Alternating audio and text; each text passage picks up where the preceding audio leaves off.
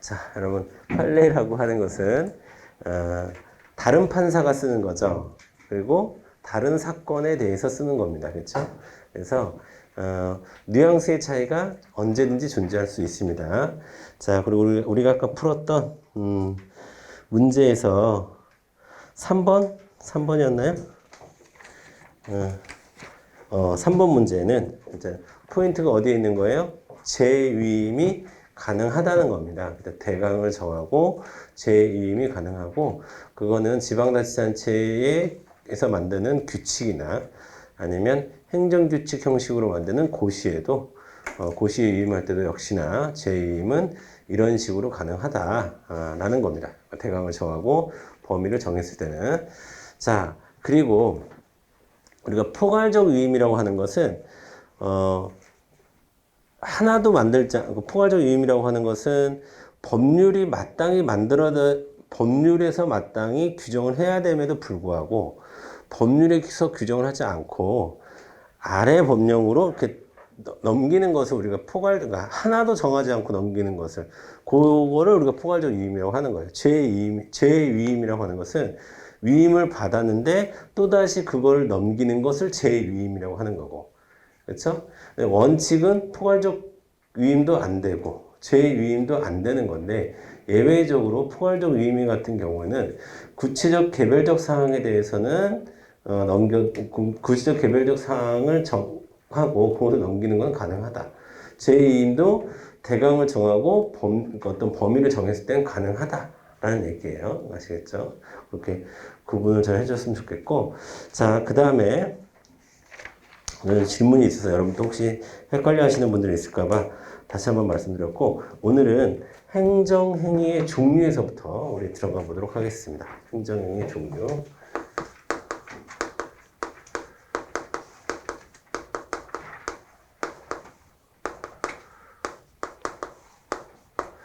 자, 그래서 지난 시간에 이제 행정행위가 무엇이냐라는 것과 행정행위의 기속성, 재량성 이 두 가지에 대해서 얘기를 했고 구체적으로 뭐 어떤 행정행위가 있는지 여기 보면은 행정행위는 크게 보면 법률행위적 행정행위와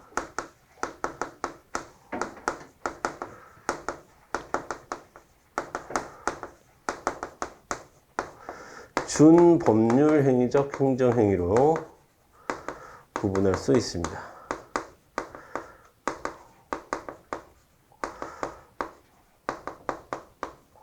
자, 법률행위적 행정행위라고 하는 것은 행정청의 의사표시로 법률적인 효과가 발생한다라는 뜻이에요. 즉, 행정청의 의사표시, 행정청의 요 행위가 법률행위다. 즉, 이 행정청의 의사표시로 법률적인 효과가 발생한다라는 의미에서 법률행위적 행정행위다라고 얘기하는 거예요. 다시, 행정청의 의사표시로 법적 효과가 발생했을 때 법률행위적 행정행위라고 하는 거고 준법률행위적 행정행위는 좀 약한 겁니다. 행정청의 역할이 좀 약한 거예요. 그래서 행정청이 의사표시로서 법적 효과가 발생하는 것이 아니라 행정청이 법령에 대해서 판단이나 인식, 법령에 대한 판단, 인식에 따라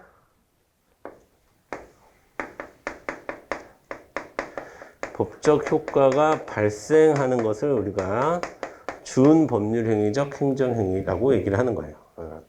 그리고 판례에서는 이런 거를 한마디로 정신적 작용이다 이렇게 표현하기도 해요. 정신적 작용에 의해서 행정행위의 정신적 작용에 의해서 법적 효과가 발생하는 것 이렇게 구분합니다. 자, 그 다음에 이 법률행위적 행정행위를 또 명령적 행정행위와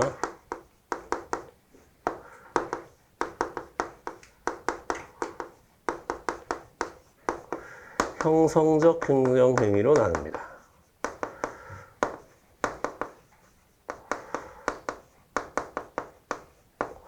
자,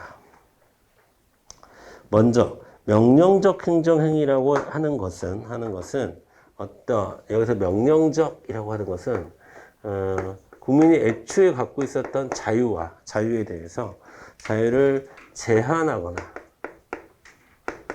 아니면 이 제한을 해제하거나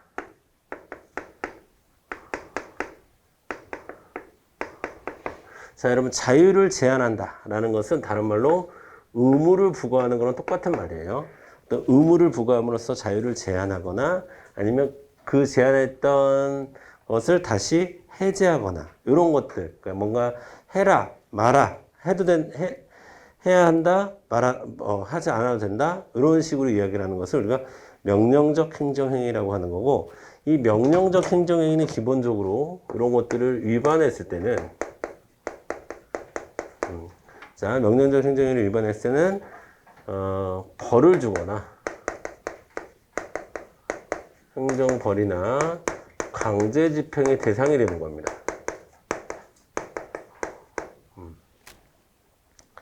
자, 그 다음에 이 형성적 행정행위라고 하는 것, 여기서 얘기하는 형성적이란 말은 다른 말로 창설적 또는 설권적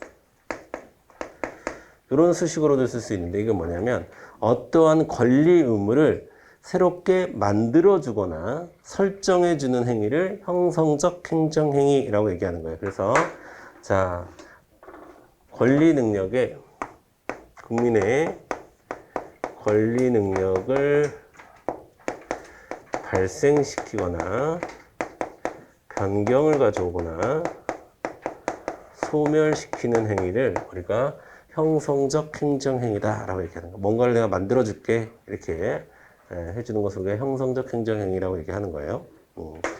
자, 그 다음에 이 명령적 행정행위가 세 가지가 있고 또 형성적 행정행위가 세 가지가 있어요. 하나하나 볼게요. 자, 먼저 외우셔야 돼. 하명, 허가, 면제 이렇게 세 가지가 있어요. 그 다음에 이거는 특허, 인가, 대리 이렇게 세 가지가 있고 먼저 하명부터 보도록 하겠습니다. 하명. 자, 여러분 요 6가지 중에서 허가하고 특허하고 인가는 너무나 중요해서 따로 볼 거예요. 들어가서 따로 볼 건데 일단 전반적인 내용 한번 볼게요. 하명이라고 하는 것은 뭔가를 해라, 하지 말아라, 돈 내놔라, 참아라 이렇게 얘기하는 거예요. 자, 뭔가를 해라 말아. 예를 들어서 어떤 불법 건축물을 졌을 때 이 불법 건축물 철거해라 혹은 바꿔라 라고 시정명령을 내립니다. 이건 뭔가를 해라 라고 하는 자기 하명이에요. 그 다음에 몇 월 며칠부터 어디까지 통행을 금지한다. 이거는 뭔가를 하지 말라는 명령입니다. 하지 마라. 그 다음에 조세 부과하는 거, 변상금 부과하는 거 이런 거 다 급부하명입니다. 급부하명. 그 다음에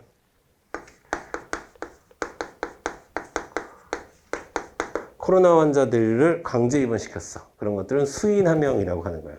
뭔가를 참아야 되는 상황이 되는 거죠. 아시겠죠? 자, 이런 게 이제 하명입니다. 하명.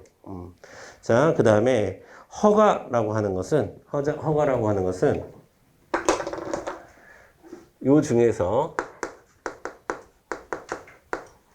이 부작이 뭔가를 하지 말라고 했었던 의무를 해제시켜 주는 것을 우리가 허가라고 얘기하는 거예요. 그러니까 제한하는 건 하명, 제한을 해제하는 거 허가나 면제가 되는 거예요. 자, 그리고 미리 말씀드리지만 이 허가는 원칙적으로 자, 실은 이거 한번 했었죠? 했었고 지금 두 번째 얘기하는 거예요. 그렇죠? 그래서 여러분에게 질문을 하겠습니다. 허가는 원칙적으로 귀속이에요, 재량이에요? 귀속이에요. 그러면 허가를 통해 발생하는 이익은 법률상 이익이에요? 반사적 이익이에요? 반사적 이익. 이건 기본입니다. 기본이고 아주 중요한 포인트가 되는 거예요. 이런 게. 너도 해도 돼. 뭐 이런 거죠. 허가라고 하는 것은. 면제라고 하는 것은 나머지 거. 뭔가를 해야 되는 상황, 돈을 내야 되는 상황, 참아야 되는 상황을 해제시켜주는 것을 우리가 면제라고, 이제 안 해도 돼. 이런 얘기 하는 거예요. 자, 이런 걸 면제라고 이렇게 하는 겁니다. 아시겠죠? 그 다음에 특허라고 하는 것은, 자, 가장 형성적 행위입니다. 가장 형성적, 물론 이것도 다 형성적 행위인데, 특허가 가장 형성적인 행위다. 그래서 새로운 법적 지위를 창설시켜주는 겁니다. 그렇죠? 자, 그러면 원칙적으로 이 특허는 재량이에요, 기속이에요? 재량이죠. 특허를 통해 발생하는 이익은 법률상 이익입니다. 아시겠죠? 자, 그 다음에 인가라고 하는 것은 들어가서 자세히 보겠지만 기본만 말씀드리면 무언가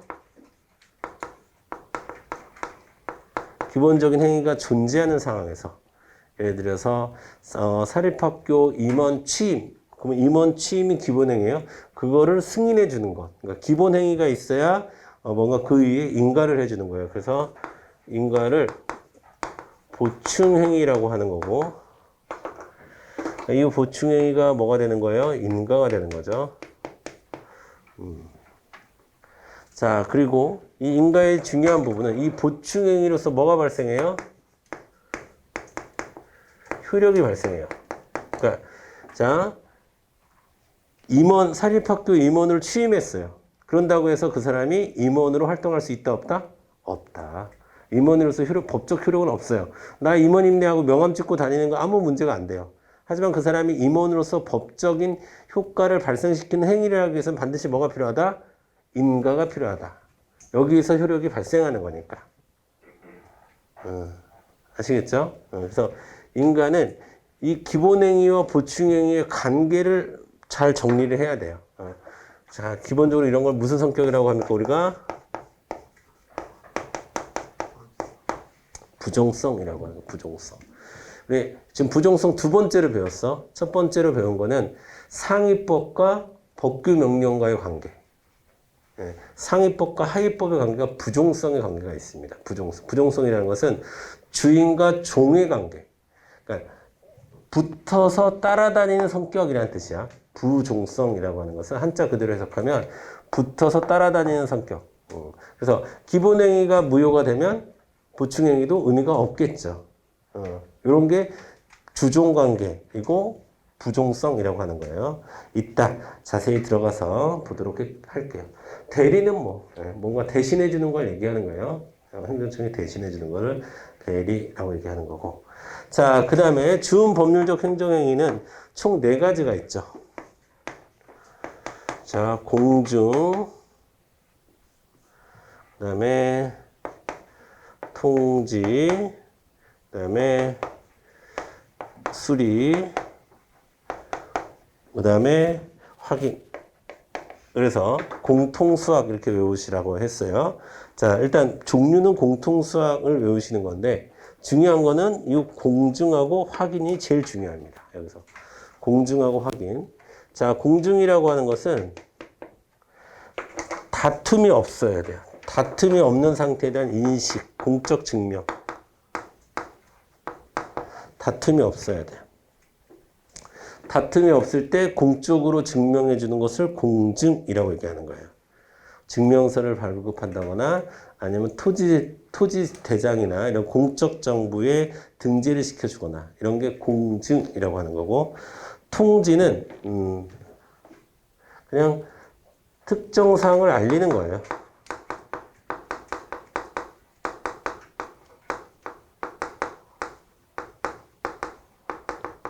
너 자꾸 이렇게 불법 건축물 스스로 철거하지 않고 그러면 우리가 대신 한다 하는 대집행 계고 이런 거. 너 자꾸 그 세금 안 내고 그러면 우리가 체납처분 들어간다. 독촉하는 거 이런 것들을 우리가 통지라고 하는 거예요. 통지. 그 다음에 수리라고 하는 것은 기본적으로 타인의 행위를 받아들이는 것을 얘기해요. 받아들이는 행위를 얘기하는 거고. 자, 그 다음에 확인은 공증과 달리 판단작용입니다. 판단작용. 제가 그래서 법령에 대한 판단 인식이라고 했는데 이게 판단이고 이게 인식이에요. 그렇죠? 판단작용이고 이거는 다툼이 있어야 돼요. 자, 의문이나 다툼이 있을 때 그것에 대한 판단작용으로서 확인이라는 게 뭐 여러 종류가 있는데 들어가서 볼 거예요. 행정심판의 재결이라든가 뭐 발명 특허라든가 이런 것들이 행정청에서 하는 확인 행위에 해당합니다. 뭐 선거 당선인 결정이라든가 이런 것들이 확인에 해당하는데 그건 좀 자세하게 보도록 하겠습니다. 그래서 어떻게 공부할 거냐 하면은 일단 하명, 면제, 대리 요 정도는 책으로 정리를 그냥 하겠습니다. 내용이 많지 않기 때문에. 그 다음에 이제 허가, 특허, 인가는 출제 포인트가 각기 있기 때문에 요거는 출제 포인트별로 다시 한번 짚어보도록 하고요. 그 다음에 요거 4개도 나중에 이제 요거 4개의 쟁점은 뭐라고 했어요? 요거 4개의 쟁점은 처분성 유무. 요 위에 거는 처분성이 원칙적으로 다 있어요. 이 6개는 원칙적으로 처분성이 있습니다. 행정행위니까. 행정행위의 성격, 행정처분의 성격을 우리가 처분성이라고 하는 거잖아요. 그래서 기본적으로 있으나 요거는 앞에 준이 붙으니까 조금 애매하다. 조금 애매하기 때문에 이 처분성이 있는 경우 없는 경우를 구분하는 거를 좀 이따가 정리를 한번 해보도록 하겠습니다. 이런 식으로 여러분 수업도 그렇게 진행될 거고 여러분도 그렇게 따라오시면 될 것 같아요. 일단 보겠습니다.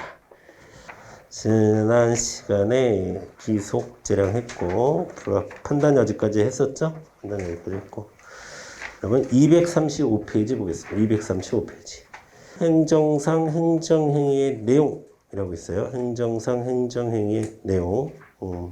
자, 1번 법률행위적 행정행위 밑줄 긋겠습니다. 첫 번째 줄 후단부터 효과 의사를 표시하고 그 효과 의사의 내용에 따라서 즉 의사 표시에 따라서 법률적 효과가 발생하는 행정행위를 말한다. 즉 행정행위가 행정청이 의사 표시를 함으로써 효과가 발생하는 것을 법률행위적 행정행위다. 자, 그 다음에 준법률행위적 행정행위 내려올게요. 줄여서 준행정행위라고 얘기하는데, 자, 후단부터 밑줄 그겠습니다. 그 법률적 효과는 법률의 규정에 의하여 발생하는 행정행위. 일단 법률적 규정이 일단 존재하고, 법률이 존재하고, 이것에 대한 어떤 판단과 인식을 갖는지에 대해서 따라서 효과가 발생한다라는 거예요. 넘어가겠습니다. 자, 넘어가서 구별 기준 다시 안 보겠습니다. 3번 법률행위적 행정행위, 명령적 행정행위라고 하는데 그 오른쪽에 의무중심이라고 있죠. 동그라미 주세요. 의무중심. 자, 그러니까 의무가 발생하거나 해제되는 것을 얘기한다라는 거예요. 자, 그래서 의무, 이걸 얘기하는 거, 의무를 얘기하는 거야. 자, 하명부터 보도록 하겠습니다. 하명. 자, 하명은, 자, 의무가 발생. 그 오른쪽이 중요해요. 의무의 발생. 그 다음에 대등관계. 여러분, 당연히 해라 마라 이야기하는데 대등관계는 아니겠죠. 자, 대등관계는 아닙니다. 그 다음에 자연적 자유를 제한하는 일방적 행정행위다. 일방적 동그라미. 그러면 의무가 발생한다. 그 다음에 비대등적이다. 그 다음에 일방적이다. 라는 거. 나한테 세금을 내주세요라고 신청하는 사람은 없어요. 나를 강제입원시켜달라고 신청하는 사람은 없어. 이런 것들은 일방적으로 내려주는 거예요. 여러분, 쌍방적이라는 것은 기본적으로 신청을 하고 거기에 따라서 행정청이 반응하는 걸 쌍방적이라고 얘기하는 거고, 신청 없이 행정청이 무언가를 하라고 하는 것을 일방적이라고 얘기하는 거예요. 아시겠죠? 자, 그 다음에 성질, 의 안 보셔도 되고요. 성질에서 당연히 자 여러분 의무를 부과하는 것이기 때문에 자 첫 번째 줄에 침익적 행정행위입니다. 침익적 행정행위. 당연히 침익적 행정행위고 또 당연히 법률의 근거를 두고 그 법률에서 하라고 하면 해야 되는 거예요. 기속행위입니다. 이거는 코로나 환자가 있는데 나랑 아는 사람이니까 강제입원 안 시켜야겠다. 이러면 안 되죠. 다 수인 하명이 내려져야 되는 거죠. 그렇죠? 저 사람은 얼굴이 선하게 생겼으니까 조세를 부과하지 말아야 되겠구나. 이런 거 안 된다는 거야. 법에서 정해진 대로 해야 된다라는 거예요. 됐죠? 그리고 뭐 판례가 딱히 없어요. 시험에 나오는 판례도 없고 그러다 보니까 시험에 계속 나오는 우리가 다른 파트에서도 배웠던 1번 판례 정도 별표 치겠습니다. 국유재산에 대한 무단 점유 등에 대한 국유재산 의무 아니죠. 이거 어떻게 읽어야 돼? 국유재산에 띄어쓰기 이 정도 해줘야 되는 거 아니야? 국유재산의 무단 점유 등에 대한 변상금 진숙 징수 이런 거는 자 이런 거는 기속 행위죠. 자 무단 점유자가 있는데 이 무단 점유자는 변상금 부과하고 저 무단 점유자는 나랑 친하니까 안 하고 이럴 수 없다는 얘기죠. 자, 그 다음에 237페이지로 넘어가서 하명의 형식이 있는데 중요하지 않습니다. 자, 하명의 종류가 있는데 여러분 한 요 정도만 알아두셔도 돼요. 이런 것들을 하명이라고 하는 거구나 라고 보시면 돼요. 이런 거 구분하는 문제 당연히 안 나오죠. 그 다음에 238페이지 넘어가겠습니다. 목적 또는 기초가 되는 행정분야에 따른 분류도 역시나 안 보셔도 됩니다. 대상도 안 보셔도 되고요. 효과도 안 보셔도 되겠습니다. 효과는 안 보셔도 되고 하명 위반의 효과만 볼게요. 하명 위반에 대한 효과. 자, 3번에 별표 쳐야 돼요. 3번. 자, 3번에 그러나 처벌만으로 그 목적을 달성할 수 없을 때 법률이 행위 자체를 무효로 규정할 수 있다라고 되어 있고 자, 그 다음 말이 정말 중요합니다. 예컨대 영업 금지 위반해서 영업을 하는 경우 그 영업 행위 자체는 유효한 행위가 된다. 자, 그래서 제가 항상 불법 건축물에서 장사하는 술집에서 술을 마셔도 술값은 내야 된다. 아시겠죠? 자, 영업행위 자체의 효력이 아니라 적법성 관련한 거예요. 적법 요건이에요. 법에 맞았는지 안 맞았는지를 따지는 거다. 이런 거 좀 챙겨 두시고. 자, 판례 안 보셔도 됩니다. 중요한 판례 없고요. 자, 이젠 허가로 넘어가도록 하겠습니다. 허가. 되셨죠? 허가 넘어갈게요. 자, 행정행위 중에서 그것도 법률적 행정행위 중에서 그것도 법률행위적 행정행위 중에서 그것도 명령적 행정행위에서 행정행위 중에서 중요한 건 허가입니다. 허가. 허가는 다시 한번 가장 기본은 뭐라고?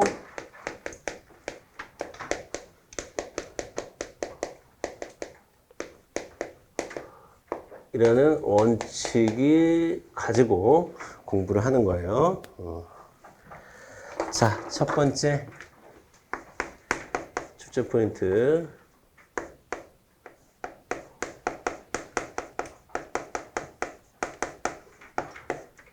자, 허가를 해주는 기준 시점은 신청 시에요? 허가 처분 시에요?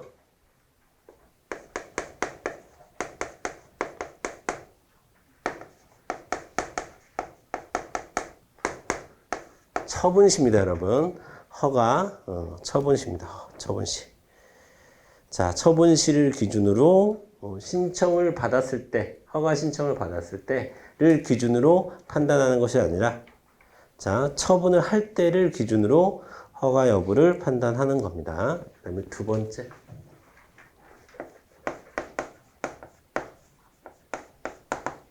자, 무허가 행위. 자, 무허가 행위는 위법합니까? 적법합니까? 허가를 안 받고 장사를 해. 위법해요? 적법해요? 당연히 위법하죠. 그 영업행위는 효력이 있어요? 없어요? 효력이 있다. 이거 중요하죠. 위법하면서 유효해. 원래 우리 상식은 위법하면 효력이 없어야 되는 게 상식이라고 그랬어. 그런데 이거는 위법하면서도 유효하다라는 거 알아주셔야 되고. 그 다음에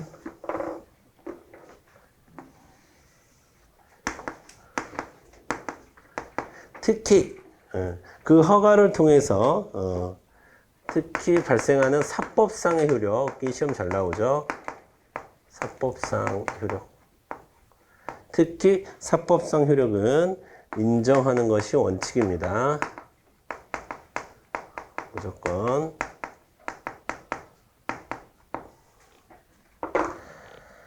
자, 그 다음에 세 번째.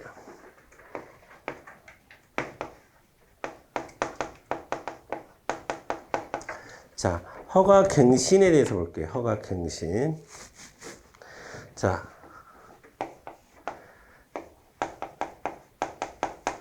허가를 갱신하잖아요. 잠시만요.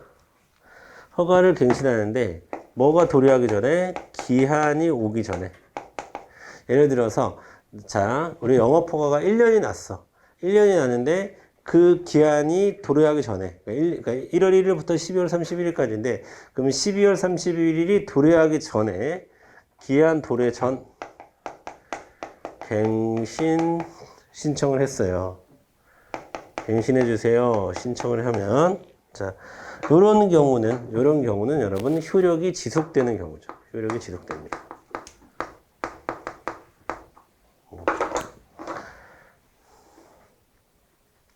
자, 하지만 기한이 찬 다음에 1월 1일서부터 12월 31일까지인데 그 다음 연도 1월 달에 기한 도래 후 갱신 신청을 했어요. 자, 그러면 기존의 허가의 효력이 지속되는 것이 아니라 이거는 뭘로 이해합니까? 새로운 허가 신청으로 이해하는 거예요. 이거는 갱신이 아니라 새로운 허가 신청이다. 이거는 왜? 기한 내에 해야 갱신이지 기한이 지난 다음에 하는 것은 새로운 허가 신청에 불과하다라는 거. 자, 그 다음에 우리 또 판례에 자주 나오는 게 이겁니다. 자, 허가 기간이 그런데 허가 기간이 부당하게 짧은 경우.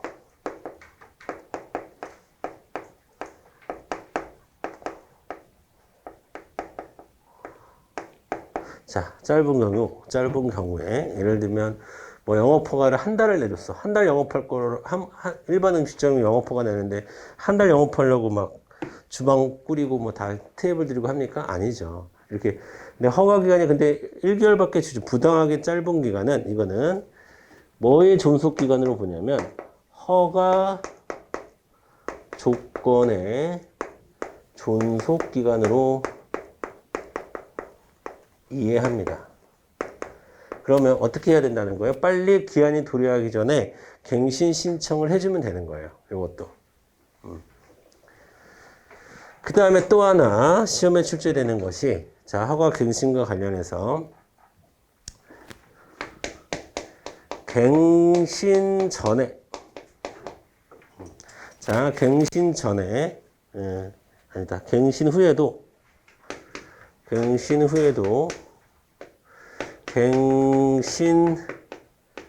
전에 법 위반 사실을 근거로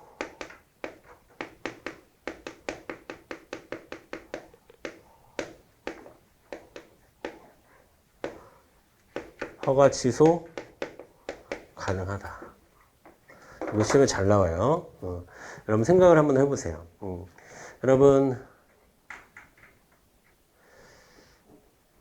운전 그 이름이 생각이 안 나지? 그 운전면허를 따잖아요. 운전면허 딴 다음에 뭘 받죠? 연수 받아요. 연수 받고 그 5년에 한 번씩인가 10년에 한 번씩 뭐 받지? 그걸 적성 검사라고 그러나? 그쵸? 그 적성 검사를 받았어. 그러니까 그래서 그러면 내 운전면허증에 그 날짜가 다시 찍히는 거 알죠, 여러분? 뒤에 스티커 딱 붙여줘요. 저도 얼마 전에 받았었는데 그걸 딱 받았어. 근데 내가 그걸 언제 받았냐면 제가 작년에 받았어요. 근데 내가 만약에 그걸 받기 전에 내가 만약 음주운전이 있었다. 그러면 그걸 받았다고 해서 내가 깨끗해지나? 그런 건 아니야.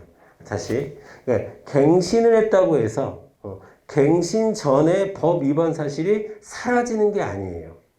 그러니까 갱신을 받았다고 해서 받았다 하더라도 갱신 전에 있었던 위반 사실을 가지고 자 허가 취소가 가능합니다. 네, 갱신을 받았다고 해서 갱신 전에 발생했던 법 위반 사실이 사라지는 것은 아니다. 치유되는 것은 아니다. 이런 거가 시험에 잘 나오는 포인트가 되겠습니다. 아시겠죠? 그 다음에 네 번째.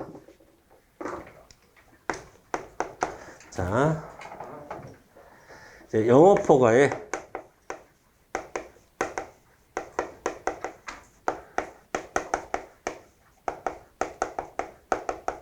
양도 양수 관계가 또 시험에 잘 나오죠. 영업 허가의 양도 양수 관계. 일단 양도 양수가 가능한지 불가능한지. 그렇죠? 자, 그러면 허가의 성격을 또 어떻게 나눠야 돼? 양도 양수가 나오면 대물적인지 대인적인지를 나눠야 돼요. 자, 사람을 기준으로 해서 판단했던 허가라고 한다면 양도 양수가 불가능합니다. 하지만 대물적 허가일 경우에는 영업 허가의 양도 양수 가능합니다. 자, 그럼 여기서 또 출제되는 게 뭐냐면 자,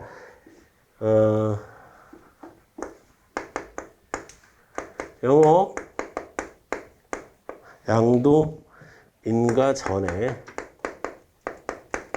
영업 양도 인가 전에 어떤 제재 사유가 있었거나 그 다음에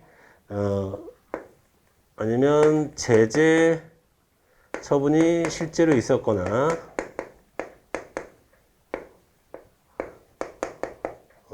자 영업 양도 인가 전에 자 이건 제일 많이 나오는 게 이제 그 주유소죠.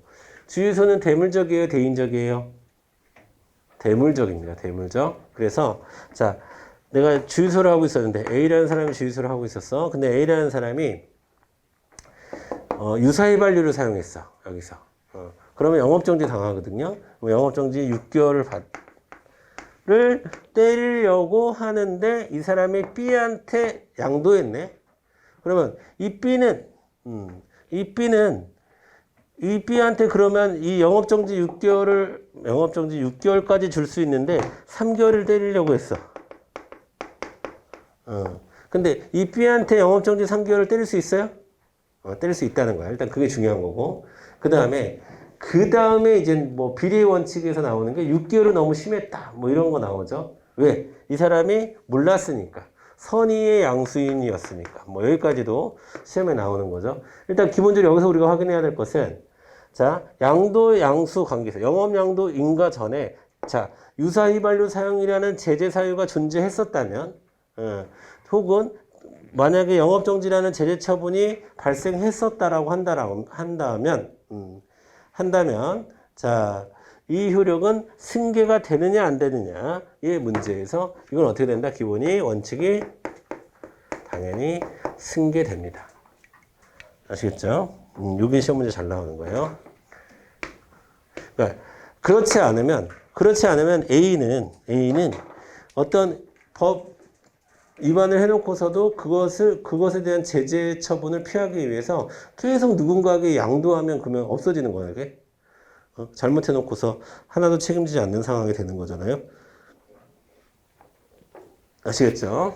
자, 여기와 관련한 판례 3가지를 우리가 외워야 되는데 첫 번째 지금 말씀드린 석유 판매업 허가.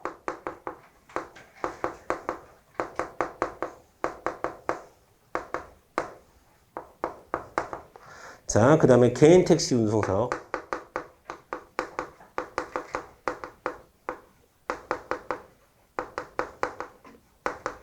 자, 그래서 여러분 개인 택시 그 면허도 사고 파는 거 아시죠? 꽤 비싸요. 개인 택시 면허도 사고 파는 게 꽤 비싸는데 그런 거 사고 팔 때 주의해야 되죠. 양도인에게 어떤 제재 사유가 있는 건 아닌지, 깨끗한 상황인지. 왜? 본인이 받을 수도 있으니까. 그 다음에 공중위생영업.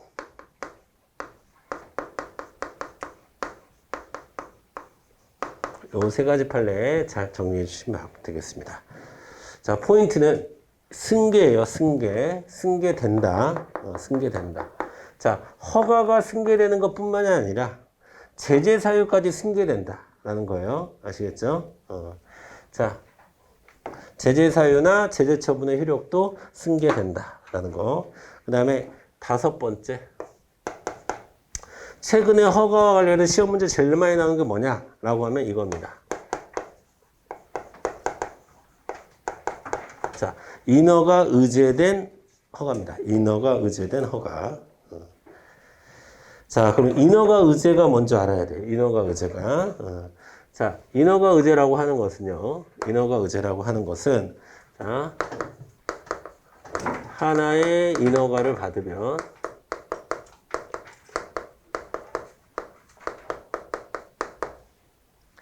자, 그와 관련된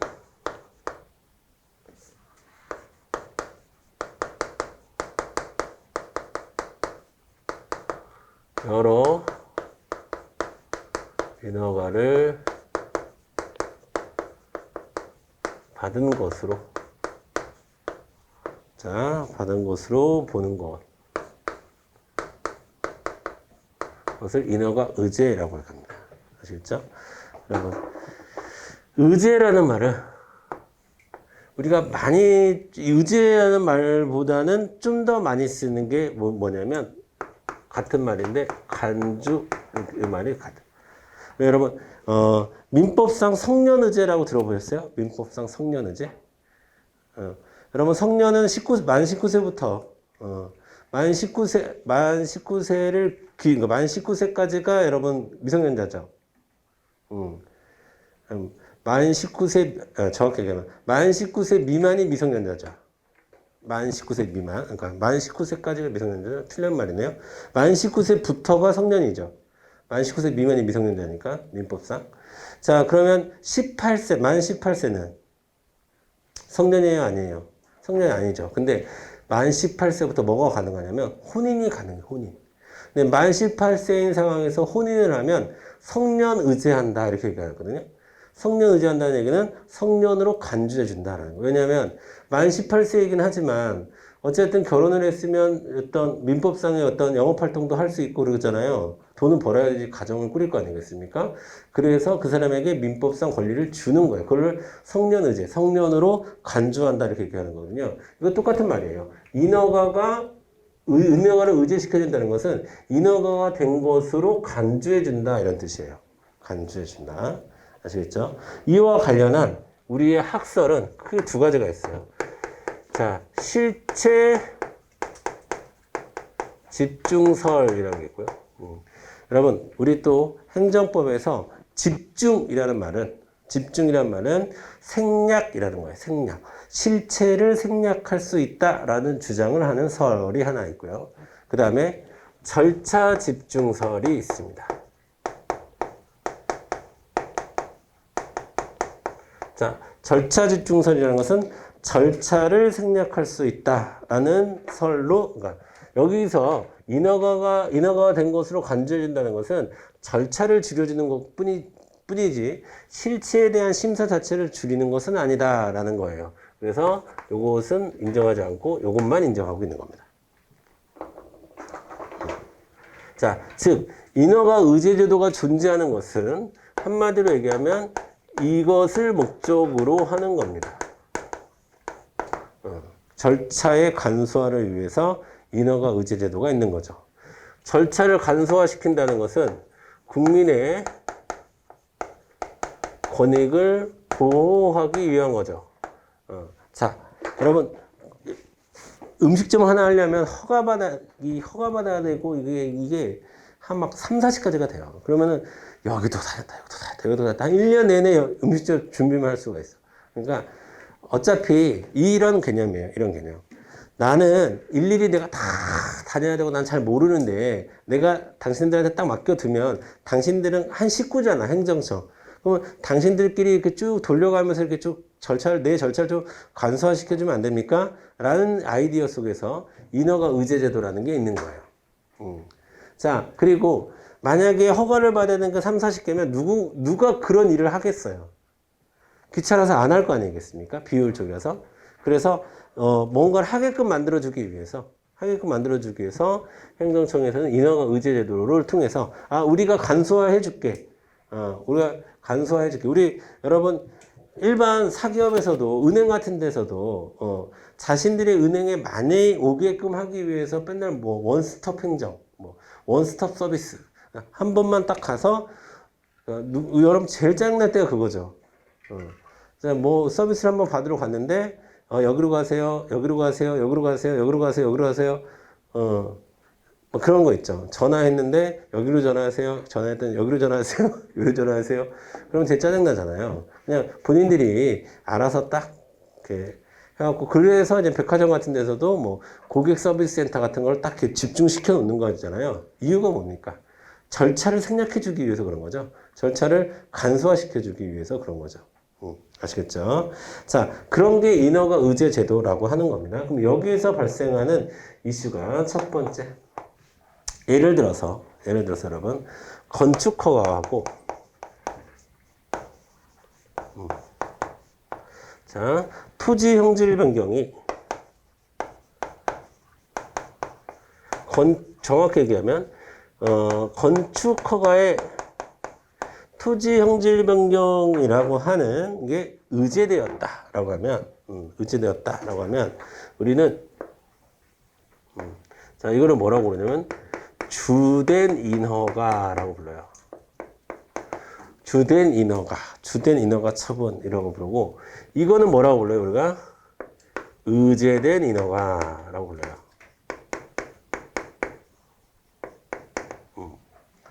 자, 요 상황에서 여러분, 잘 보세요. 거부 처분이 났어요. 근데 거부 처분이 나는데 이 주된 인허가 처분은 이제 건축 허가인데, 자, 이 거부 처분이 난 이유가 이 토지 형질 변경 때문에 그래요. 보면 형질 변경 불허가를 사유로 거부 처분이 났다고 봅시다. 거부 처분이 났어요. 자, 그럴 때 첫 번째 출제 포인트는요. 이때 그러면 내가 소송을 걸어야 되잖아. 그렇지? 소송을 걸 때는 토지 형질 변경에 대해서 따져야 돼요. 토지 형질 변경에 불허된 것을 왜 이걸 불허하느냐? 이걸 가지고 쟁송을 해야 됩니까? 아니면 이 건축 허가 불허가를 가지고 쟁송을 해야 됩니까? 자, 이때 주된 인허가, 즉 건축 허가를 얘기하는 거죠. 주된 인허가 거부 처분.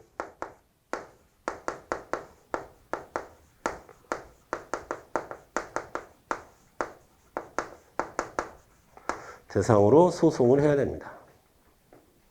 즉 인허가가 되면 이 토지 형질 변경은 이것과 별도로 존재할 수 있는 것이 아니에요. 존재할 수 있는 것이 아니기 때문에 별개로 이거를 다툴 수 없습니다. 대상으로 소송 별개로 다툴 수 없다라는 말하고 똑같은 말이죠. 자, 그리고 두 번째 판례에서는 또 이렇게 표현합니다. 자, 그럼 따져야 될 것은 건축 불허가 처분이죠. 건축 허가 거부, 불허가 처분. 취소 소송에서 자, 이건 이제 들어가는 거고, 소송에 들어가는 거고, 이거는 이제 소송에 들어갔어. 뭘 가지고? 주된 인허가를 가지고 소송에 들어갔어. 소 대상은 이 주된 인허가 거부 처분이에요. 즉, 건축 불허가 처분이랑 똑같은 말이야. 이걸 가지고 이제 들어갔어. 자, 들어가면 여기에서, 이 안에서, 자, 소송에서,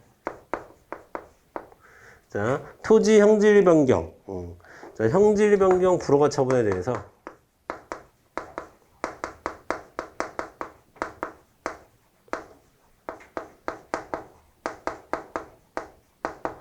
자, 불허가 처분에 대해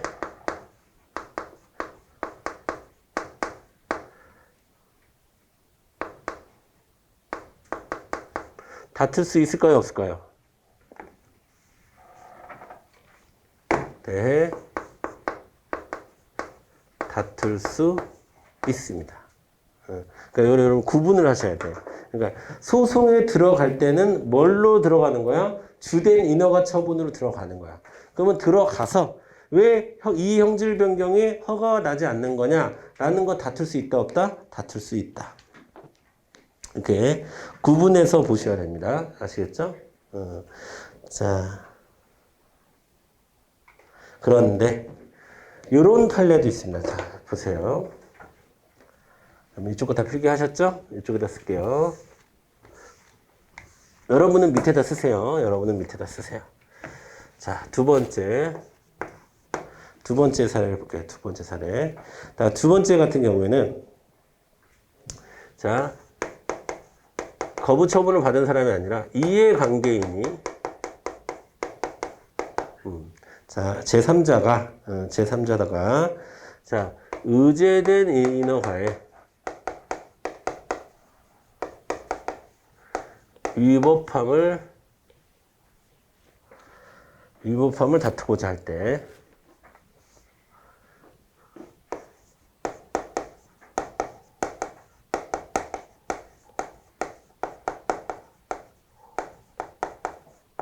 자, 다툴 때 이때는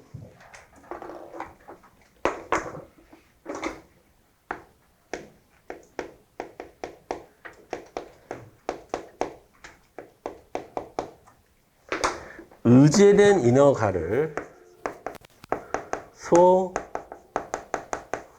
대상으로 할 수 있습니다. 이게 여러분에게 그 시험문에서 만나면 헷갈릴 거예요. 자, 근데 지금 상황이 달라요. 하나는 자, 이 의제된 인허가가 의제되었을 때 거부 처분을 받았을 때 상황을 얘기한 거고요. 방금은. 그럴 때는 뭐를 중심으로 사고해야 된다? 뭐가 소대상이 된다? 이게 소대상이 되는 거예요. 주된 인허가 처분이. 자, 그런데 이것도 이제 판례가 있어. 판례가 있는데 자, 판례가 뭐냐면 주택건설사업계획에서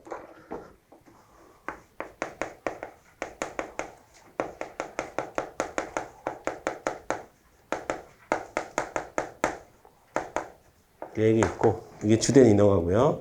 그 다음에 지구단위 계획결정이라는 게 있어요. 지구단위 계획결정이라는 게 있는데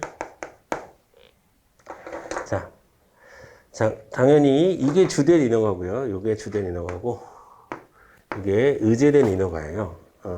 자, 그랬을 때 자, 제2의 제3자가 불만이 있는 것은 자, 요게 주택건설 사업이 아니라 이 주택건설 사업 계획이 의제됐던 지구단위 계획 결정이 불만이 있는 겁니다. 그럴 때는 제3자가 다룰 때는 뭐를 소 대상으로 할 수 있다? 요것 자체가 저는 불만입니다. 라고, 이 이해관계인이 경업자이거나 경원자이거나 이웃주민이거나 했을 때는 요걸 가지고도 소송이 가능합니다. 요거 가지고도 소송 가능합니다. 자, 요런 거를 우리가 뭐라고 시험에서 표현하냐면 요 상황을 부분 인허가 의제라고 합니다. 인어가 의제를 나눌 수 있다라는 거야. 인어가 의제를 나눠서 이걸 떼어놓고 요거를 소 대상으로 삼을 수 있다. 그러니까 지금 소를 다투고자 하는 주체가 중요한 거야. 주체.